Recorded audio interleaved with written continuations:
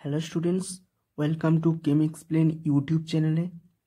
আজকে পুনরায় আবার একটা নতুন টপিক নিয়ে আমরা হাজির হয়েছি এবং এই যে ভিডিওতে আমরা মূলত আয়োনাইজেশন এনার্জির নিয়ে কিছু কোশ্চেন এবং তার অ্যান্সার আমরা সমাধান করব। তাহলে আমরা ভিডিওর মেন বিষয়তে চলে যাই। কোশ্চেন নাম্বার 1, যে না নিষ্ক্রিয় গ্যাসের আয়নন বিভব বেশি কিন্তু ক্ষার ধাতুর কম কেন? ওকে, কোশ্চেনটা ভালো করে বুঝতে হবে কি, যে নিষ্ক্রিয় গ্যাসের আয়নন বিভব অর্থাৎ আয়োনাইজেশন এনার্জি বেশি কিন্তু ক্ষার ধাতুর আয়োনাইজেশন এনার্জি কম। প্রথমে অ্যান্সারটা করার আগে আমি আরেকবার মনে করিয়ে দিই যে আয়নন বিভব কি। আয়নন বিভব কি? কোনো একটা পরমাণুর সর্ববহিস্তম কক্ষের ইলেকট্রনকে রিমুভ করার জন্য বা বার করার জন্য আমাদেরকে যে ন্যূনতম শক্তি দিতে হয় সেটাই হচ্ছে আয়োনাইজেশন এনার্জি। ওকে, এবার আমাদের একটা জিনিস মনে রাখতে হবে যে যদি কম শক্তিতেই আমরা ইলেকট্রনকে বাইরের কক্ষ থেকে বার করতে পারি সেক্ষেত্রে আয়োনাইজেশন বিভবকে কম লাগবে, অর্থাৎ যে শক্তিটা লাগে সেই শক্তিটাই হচ্ছে আয়নন বিভব বা আয়োনাইজেশন শক্তি। আর যদি আমাদের বেশি শক্তি লাগে বাইরের কক্ষ থেকে একটি ইলেকট্রন বার করার জন্য, তাহলে সেক্ষেত্রে কি অবশ্যই বেশি শক্তি লাগবে, মানে কি আয়োনাইজেশন এনার্জির মানটা বেশি হবে। তো এখানে প্রথমে বলছে নিষ্ক্রিয় গ্যাসের আয়নন বিভব বেশি কিন্তু ক্ষার ধাতুর কম। দেখো, নিষ্ক্রিয় গ্যাসের যদি আমরা ইলেকট্রন বিন্যাস করি আমরা দেখতে পারবো যে না NH2NP6। ওকে, এবং ক্ষার ধাতু যদি আমরা ইলেকট্রন বিন্যাস করি তো আমরা এখানে দেখতে পাবো NH1। ওকে, দেখো নিষ্ক্রিয় গ্যাসের ক্ষেত্রে আমরা যদি দেখি যে NH2NP6 অর্থাৎ এটা একটা সুস্থায়ী ইলেকট্রনিক কনফিগারেশন। ওকে, যেহেতু নিষ্ক্রিয় গ্যাসের ইলেকট্রন কনফিগারেশন সুস্থায়ী অষ্টক পূর্তির মাধ্যমে, সেই জন্য এদের বাইরের কক্ষ থেকে অর্থাৎ এই NSNP থেকে একটি ইলেকট্রন বার করার জন্য আমাদেরকে বেশি পরিমাণ শক্তি দিতে হয়। যেহেতু এটা স্টেবল ইলেকট্রন কনফিগারেশন, কোনো নিষ্ক্রিয় গ্যাসের পরমাণু চাইবে না যে তার সুস্থায়ী পজিশনটা যাতে নষ্ট হয়ে যায় একটা ইলেকট্রনের রিমুভের দরুন, এটা চাইবে না। সেই জন্য যদি আমরা একটা ইলেকট্রনকে যদি বার করতে চাই তাহলে আমাদেরকে এনার্জিটাকে একটু বেশি পরিমাণে হিউজ পরিমাণে দিতে হবে, অর্থাৎ বেশি শক্তি অ্যাপ্লাই করতে হবে, অর্থাৎ আয়োনাইজেশন এনার্জির ভ্যালুটা কী হবে, বেশি হবে। ওকে, এই কারণে নিষ্ক্রিয় গ্যাসের আয়োনাইজেশন এনার্জির ভ্যালু বা আয়নায়ন বিভবের মান বেশি হয়। ওকে, এটা কিনা সুস্থায়ী।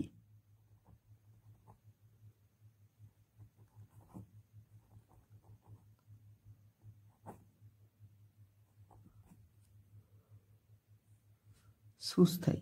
আর অন্যদিকে যদি ক্ষার ধাতুর ক্ষেত্রে আমরা দেখি যে ক্ষার ধাতুর ইলেকট্রন কনফিগারেশন কি না NS1, অর্থাৎ এদের ইলেকট্রন কনফিগারেশনটা অতটা সুস্থায়ী নয়। সেই জন্য এদের বাইরের কক্ষ থেকে একটি ইলেকট্রনকে রিমুভ করার জন্য আমাদেরকে অল্প পরিমাণ শক্তি অ্যাপ্লাই করলেই আমরা কি করি, রিমুভ করতে পারি, যার কারণে ক্ষার ধাতুর আয়নায়ন শক্তি তুলনামূলক কম, আর অন্যদিকে নিষ্ক্রিয় গ্যাসের আয়নায়ন শক্তি তুলনামূলকভাবে বেশি। ওকে, নেক্সট হচ্ছে কোশ্চেন 2।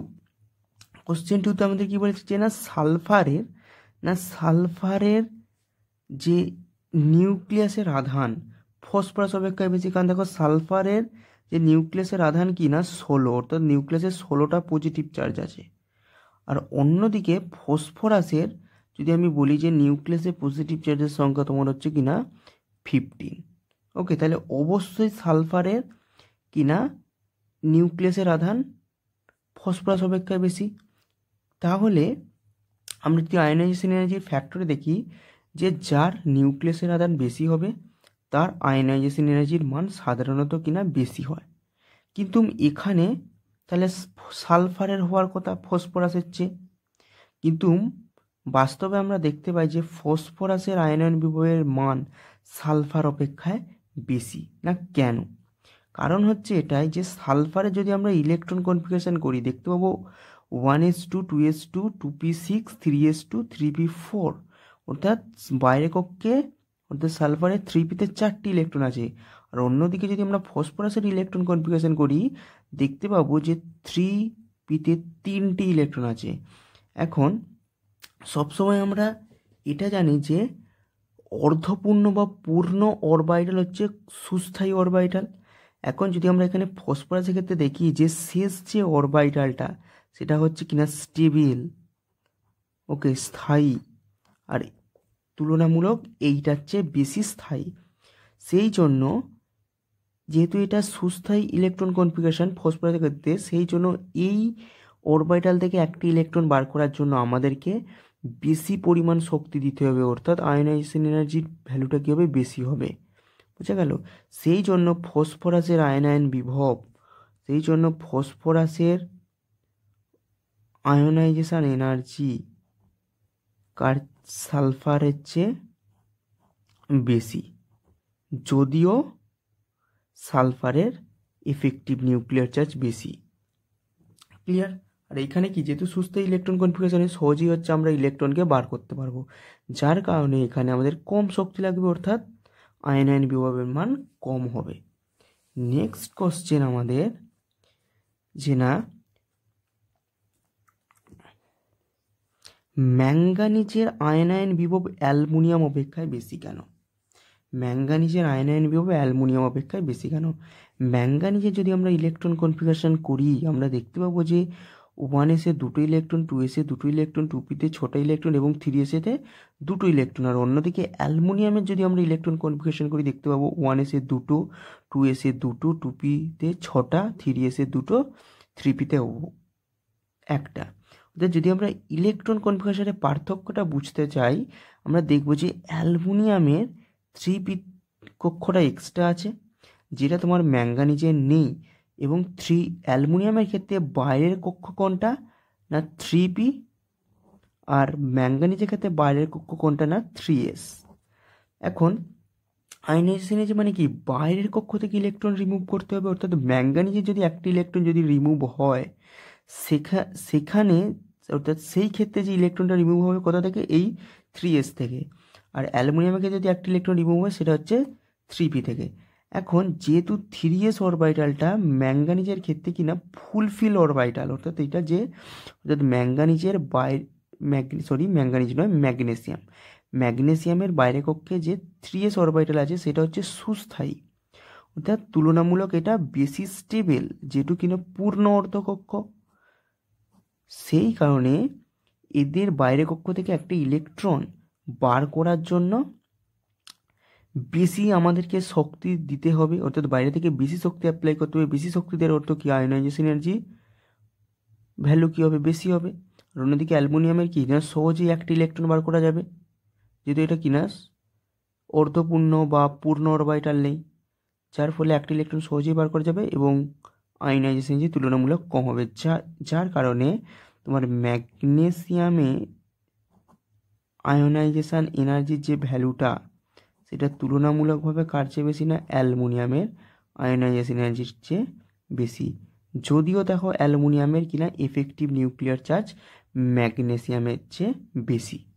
ওকে, নেক্সট হচ্ছে আমরা যাব খুব গুরুত্বপূর্ণ কোশ্চেন, যে পটাশিয়াম এবং কপার উভয় পরমাণুর সর্ববহিস্তম কক্ষে 4s1 ইলেকট্রন থাকে। অর্থাৎ যদি পটাশিয়াম এবং কপারের আমরা ইলেকট্রন কনফিগারেশন করি, আমরা দেখতে পাবো যে প্রত্যেকজনেরই বাইরের কক্ষে 4s1 ইলেকট্রন আছে। এর সত্ত্বেও পটাশিয়ামের চেয়ে কপারের আয়নায়ন বিভব বেশি কেন? দেখো, প্রথমে পটাশিয়ামে তোমার কিনা 19টা তোমার হচ্ছে ইলেকট্রন আছে। যদি আমরা ইলেকট্রন কনফিগারেশন করি, আমরা দেখতে পাবো 1s-এ 2টো, 2s-এ 2টো, 2p-তে 6টা, 3s-এ 2টো, 3p-তে 6টা, আর হচ্ছে 4s-এ 1টা। আর অন্যদিকে যদি আমরা কপারের ইলেকট্রন কনফিগারেশন করি, আমরা দেখতে পাবো 1s-এ 2টো, 2s-এ 2টো, 2p-তে 6টা, 3p-তে 6টা, 3d-তে 10টা, আর হচ্ছে 4s-এ 1টা। ওকে, এখানে পার্থক্য আমরা যদি দেখি, দেখো কপারের ক্ষেত্রেও বাইরে কক্ষে ইলেকট্রন কত 1s, আর এর ক্ষেত্রেও তোমার হচ্ছে পটাশিয়ামের ক্ষেত্রে 1s। পার্থক্য আছে, দেখো এর আগের যে অরবাইটালটা আছে, অর্থাৎ 4s-এর আগের অরবাইটাল কপারের কি আছে 3d আছে, কি আছে না 3d আছে, 3d। আর এখানে 4s-এর আগের অরবাইটাল কি আছে না 3p আছে। এই যে পার্থক্য, এই পার্থক্যটাতেই হচ্ছে এখানে অ্যান্সার হবে। এখানে অ্যান্সারটাকে আমি ব্যাখ্যা করা হয় কী দিয়ে না, পর্দা প্রভাব দিয়ে। ওকে, কী দিয়ে না, পর্দা প্রভাব বা আবরণী প্রভাব। ওকে, কী দিয়ে অ্যান্সার ব্যাখ্যা করা হয় না, পর্দা প্রভাব, ওর যেটাকে আমরা বলি কিনা আবরণী প্রভাব।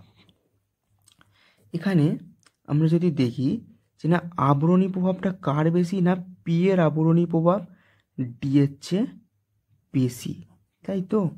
এখন এদিকে আবার যদি আমরা দেখি কোপারের এফেক্টিভ নিউক্লিয়ার চার্জ বেশি, এবং কোপারেতে 3D অরবিটাল থাকার জন্য যেহেতু 3Dর কিনা পর্দা প্রভাব কম বা আবরণী প্রভাব কম, সেই কারণে কোপারের যে নিউক্লিয়াস 4s অরবিটালকে তুলনামূলকভাবে বেশি আকর্ষণ করবে, যার ফলে যে কোপারের যে সাইজটা তুলনামূলকভাবে কী হবে, যে কোপারের ক্ষেত্রে যে সাইজটা কী হবে, তুলনামূলক কমে যাবে, সংকুচিত হয়ে যাবে। আর অন্যদিকে পটাশিয়ামের ক্ষেত্রে কিনা 3p অরবিটাল থাকার 3pর কিনা পর্দা প্রভাবটা তুলনামূলক বেশি, যার ফলে বাইরে কক্ষের ওপর ফোরেসের, তো বাইরে কক্ষে যে ফোরেসের ওপর যে পটাশিয়ামের যে নিউক্লিয়াসের আধান অতটা ভালো কাজ করতে পারবে না, ফলে তুলনামূলক এখানে সাইজটা কম সংকুচিত হবে, আর এর ক্ষেত্রে সংকুচিত বেশি হবে। এখন তাহলে কি, যেহেতু বেশি সংকুচিত হচ্ছে, তাহলে এখানে কোপারের ক্ষেত্রে বাইরে কক্ষে ইলেকট্রনের ওপর আকর্ষণ বেশি হচ্ছে, যার ফলে এখানে যদি আমি ফোরেস থেকে একটি ইলেকট্রন বার করতে চাই, তাহলে আমাদেরকে বেশি এনার্জি সাপ্লাই করতে হবে। কারণ একটাই কি না, যেহেতু 3D উপস্থিত আছে, তাই 3Dর পর্দা প্রভাব কম হওয়ার জন্য ফোরেসের ইলেকট্রনের ওপর কোপারের নিউক্লিয়াসের আকর্ষণটা অনেক বেশি হয়, এবং এই অবস্থায় যদি একটা ইলেকট্রনকে বার করতে চাই, আমাদেরকে অনেকটা বেশি এনার্জি দিতে হয়। কিন্তু এর ক্ষেত্রে সেই ঘটনাটা ঘটে, কিন্তু যেহেতু 3Dর পর্দা প্রভাব তুলনামূলক কম, তাহলে এর ক্ষেত্রে আকর্ষণটা বেশি, আর যেহেতু 3pর এখানে কি বেশি পর্দা প্রভাব, সেই জন্য এর ক্ষেত্রে আকর্ষণটা কম। তাহলে কম আকর্ষণ মানে সহজেই ইলেকট্রন বার করে যাবে, তাহলে এর ক্ষেত্রে আয়নাইজেশন এনার্জি কম হবে। কিন্তু এর ক্ষেত্রে যেহেতু আকর্ষণটা বেশি, সেই জন্য বেশি এনার্জি লাগবে। সেই জন্য কোপারের আয়নাইজেশন এনার্জি পটাশিয়ামের চেয়ে বেশি। ক্লিয়ার? নেক্সট দেখো কোশ্চেন নাম্বার 5, যে না ম্যাগনেসিয়াম অপেক্ষা সোডিয়ামের প্রথম আয়নন শক্তির মান কম কিন্তু দ্বিতীয় আয়নন শক্তির মান বেশি কেন? অর্থাৎ ম্যাগনেসিয়ামের যে প্রথম আয়নন শক্তি সেটা সোডিয়ামের চেয়ে বেশি, কিন্তু দ্বিতীয় আয়নন শক্তিটা আমরা যদি দেখি, দেখো তাহলে ভাইস ভার্সা, অর্থাৎ সোডিয়ামেরটা বেশি হয়ে যায় ম্যাগনেসিয়ামের চেয়ে। কেন? এখন যদি আমরা সোডিয়ামের ইলেকট্রন কনফিগারেশন দেখি, আমরা কি দেখবো, যে না 3s অর্থাৎ বাইরে কক্ষে একটা ইলেকট্রন আছে। আর যদি আমরা ম্যাঙ্গানিজের ক্ষেত্রে দেখি যে বাইরে কক্ষে কটা ইলেকট্রন আছে, দুটো ইলেকট্রন আছে। তাহলে প্রথম অবস্থায় যদি আমরা ইলেকট্রন বার করতে চাই, আমরা কোন ক্ষেত্রে ইলেকট্রন সহজেই বার করতে পারবো? অবশ্যই সোডিয়াম থেকে। অবশ্যই কোথা থেকে বার করতে পারবো? সহজেই সোডিয়াম থেকে, যেহেতু সোডিয়ামের কিনা ইলেকট্রন কনফিগারেশনটা তোমার ম্যাগনেসিয়ামের ইলেকট্রন কনফিগারেশনের চেয়ে তুলনামূলক কম সুস্থায়ী, সেই কারণে তোমার সহজেই আমরা একটা ইলেকট্রনকে বার করতে পারবো সোডিয়াম থেকে। কিন্তু ম্যাঙ্গানিজের যেহেতু স্থায়ী ইলেকট্রন কনফিগারেশন, সেই জন্য সহজেই আমরা একটা ইলেকট্রনকে বার করতে পারবো না, অর্থাৎ পারবো কিন্তু বেশি এনার্জি লাগবে। অর্থাৎ প্রথম একটা ইলেকট্রনকে ম্যাগনেসিয়াম থেকে বার করতে গেলে তুলনামূলক বেশি এনার্জি আমাদেরকে দিতে হবে, যেই কারণে ম্যাগনেসিয়ামের প্রথম আয়নাইজেশন এনার্জির ভ্যালুটা সোডিয়ামের প্রথম আয়নাইজেশন এনার্জির ভ্যালু অপেক্ষায় বেশি। নেক্সট, প্রথম আয়নাইজেশনের পর কিনা সোডিয়ামটা Na+ হবে, আর ম্যাগনেসিয়ামটা কিনা Mg+ হবে। ক্লিয়ার? এই অবস্থায় ইলেকট্রন কনফিগারেশন দেখো যে Na+ এর কি 1s2 2s2 2p6, আর ম্যাগনেসিয়াম প্লাসে কি 1s2 2s2 2p6 3s1।